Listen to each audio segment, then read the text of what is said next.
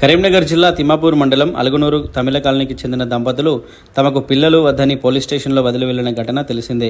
ఈ సంఘటనను మీడియాలో చూసి చలించిపోయిన ఖైరతాబాద్ ఎమ్మెల్యే దానం నాగేందర్ చిన్నారుల భవిష్యత్ అవసరాల నిమిత్తం ₹1,00,000 ఆర్థిక సహాయం అందజేసి తన ఉదారతను చాటుకున్నారు.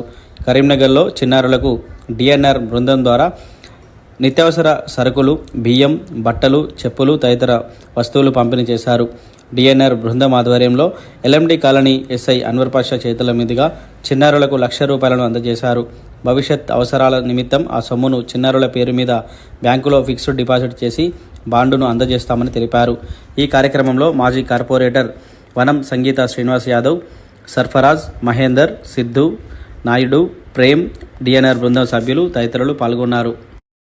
నిన్న కరీంనగర్ ఎల్ఎండి కాలనీలో ఇద్దరు చిన్నారుల కథనాన్ని మీడియాలో వచ్చిన సందర్భాన్ని పురస్కరించుకొని ఒక వార్తని ఖైరతాబాద్ ఎమ్మెల్యే దానం నాగేందర్ గారు చూసి చలించిపోయి ఇద్దరు భార్యాభర్తలు గొడవబడి ఇద్దరు చిన్నారులను ఇటు కాకుండా వాళ్ళ దీన పరిస్థితిని ఆయన చూసి చాలా వాళ్ళు దిగ్భ్రాంతి వ్యక్తం చేశారు.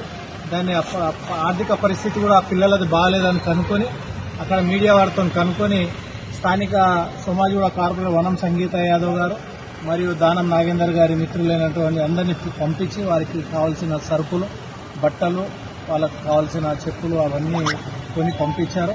అదేవిధంగా పిల్లలకు కూడా ఒక 50,000 రూపాయల పోస్ట్ ఆఫీస్లో ఫిక్స్డ్ డిపాజిట్ చేయాలని చెప్పి ₹1,00,000 పంపించాము. ఆ ₹1,00,000 మన ఎస్ఐ గారికి, మన సయ్యద్ అన్వర్ గారికి వారి చేతికి ఇవ్వడం జరిగింది. వారు కూడా కొంచెం బాధ్యత తీసుకొని ఆ పిల్లలకు ఫిక్స్డ్ డిపాజిట్ చేసినట్టయితే వాళ్ళు కొంచెం పెద్దగా అయినాక చదువులకు ఉపయోగపడుతుంది. మన ఎమ్మెల్యే గారు దానం గారు చెప్పేది ఒకటే, ఇలా భార్యాభర్తలు కొట్లాడుకొని పిల్లల జీవితాలు ఆగం కాకుండా వాళ్ళ భవిష్యత్తు పాడవకుండా క్షణిక ఆవేశంతో మీరు కొట్లాడుకొని పిల్లల్ని రోడ్డుపాటు చేయడం కరెక్ట్ కాదు. పిల్లల్ని మంచి చదివించండి. ప్రభుత్వం కూడా అన్ని రకాలుగా ఆర్థికంగా కూడా బాగాలేదంటే కూడా గవర్నమెంట్ స్కూళ్లను కూడా బాగు చేసి అన్ని అంగన్వాడీ స్కూల్స్ ఉన్నాయి, ప్రభుత్వ పాఠశాలలు ఉన్నాయి, ఇంటిగ్రేటెడ్ స్కూల్స్ ఉన్నాయి, ఇవన్నీ ఉన్నాయి. కాబట్టి పిల్లల్ని మాత్రం మీరు ఇబ్బంది పెట్టకుండా తల్లిదండ్రులు పిల్లల్ని జాగ్రత్త చూసుకోవాలని వారి తరఫున తెలియజేయాలని తెలియజేస్తారు.